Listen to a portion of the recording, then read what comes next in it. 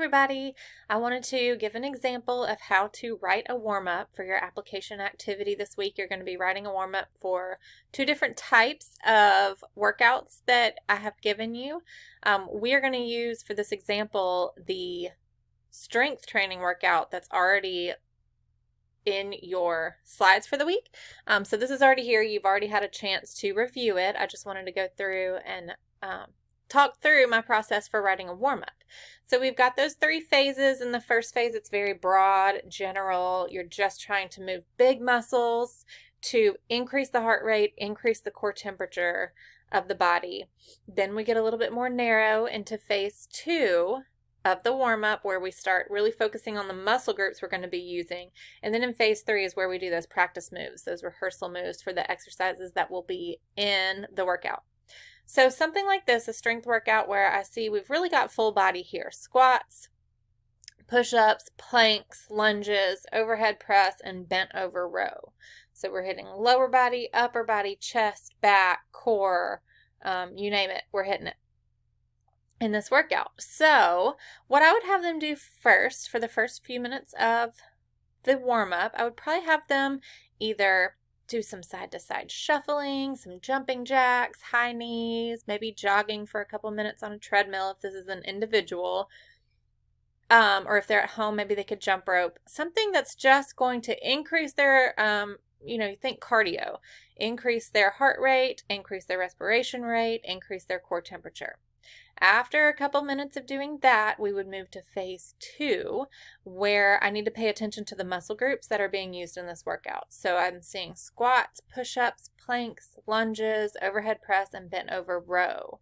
So here is where I might have them doing some dynamic stretching. I might have them doing some kind of opposite toe touches or big arm circles to warm up the chest and shoulders, because we're going to do that overhead press, maybe some arm swings, getting into the back a little bit.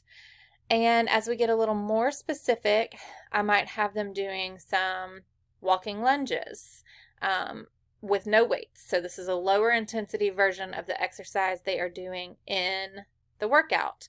Or I might have them do quarter squats. I see we've prescribed body weight squats for this workout. Maybe they're only going to go halfway down. Or maybe they're going to sit all the way down, be seated, and then stand up so they're not bearing their body weight the whole time.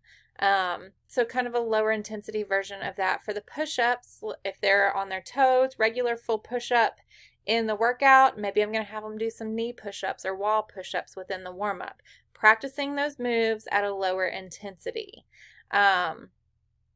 So think through, as you write your warm-up, what are some ways you can start really big and broad, and then with each phase you're going to narrow it a little bit more till you're practicing the moves that are going to be in your workout at a lower intensity. So a lower weight, or performing them more slowly, or something like that.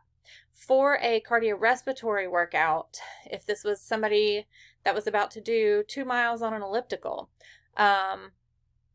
or even, let's say they're doing 2 miles outside in their neighborhood. They're not going to a gym.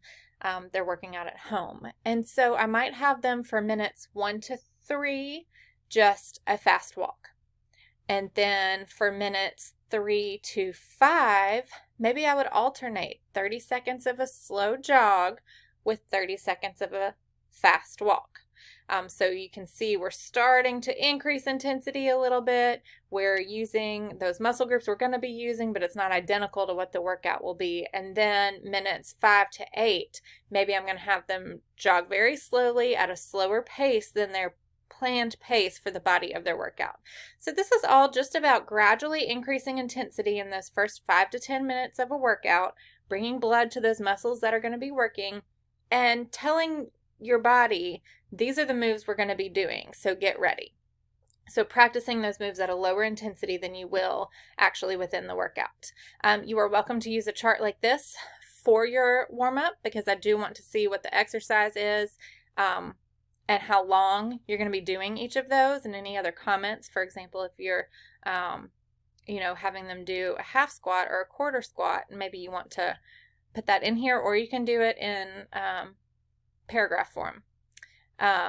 But let me know what phase 1, phase 2, and phase 3 look like for each of those individual case studies that we put in your activity for the week, and shoot me an email if you have any questions to my memphis.edu email address.